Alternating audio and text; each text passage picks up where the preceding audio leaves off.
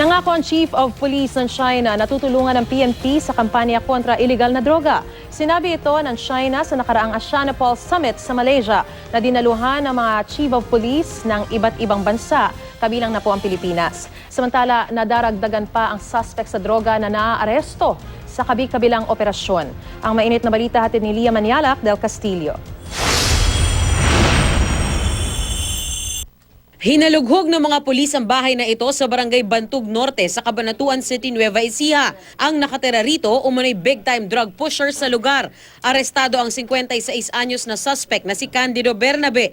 Nakuha sa bahay ang mahigit kalahating milyong pisong halaga ng shabu, baril at mga bala, granada, pera, mga cellphone at iba't ibang drug paraphernalia. Nakuha rin mula sa suspect ang isang ID at ilang uniforme ng PNP. Posible raw na nagpapakilalang pulis ang suspect para mailusot ang mga iligal na droga kapag ibinabiyahe. Tumangging magbigay ng pahayag ang suspect. Pareho rin ang modus ng isang lalaking na aresto sa Plaridel, Bulacan. Nagpapanggap din na pulis ang suspect sa kanya umanong pagtutulak ng iligal na droga. Sa bisa ng isang search warrant, nakuha mula sa suspect na si Redentor Simon Dionisio ang ilang peking uniforme ng pulis, peking baril at peking police helmet. Nakuhanan din ang suspect ng 7 pakete ng hinihinalang shabu, baril at mga bala. Tumangging magbigay ng pahayag ang suspect. 2 hinihinalang pusher naman ang arestado sa drug buy-bust operation sa Barangay Alangilan sa Batangas City.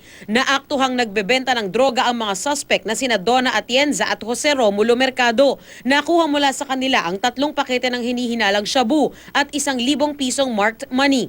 Tumangging magbigay ng pahayag ang mga suspect na nakakulong na sa Batangas City Police Station. 6,000 sumukong sangkot sa iligal na droga naman sa Calabarzon ang nanumpang magbabagong buhay na. Mismong si PNP Chief Director General Ronald Bato de la Rosa ang nanguna sa panunumpa. Sa tala ng Calabarzon Police, umabot na sa mahigit 32,000 ang sumuko sa rehiyon hanggang nitong July 28. Mahigit 1,000 naman ang sinampahan ng reklamo at 57 ang napatay.